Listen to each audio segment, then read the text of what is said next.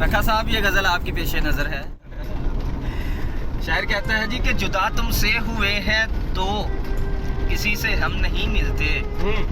جدا تم سے ہوئے ہیں تو کسی سے ہم نہیں ملتے. کوئی ہم سے ملے بھی تو خوشی سے ہم نہیں ملتے.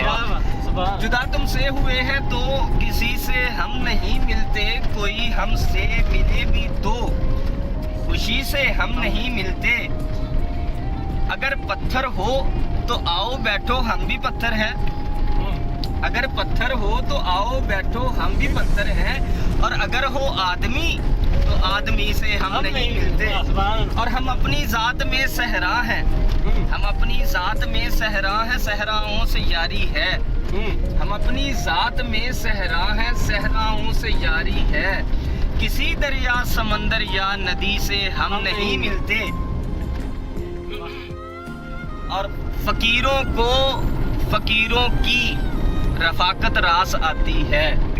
فقیروں کی رفاقت راس آتی ہے.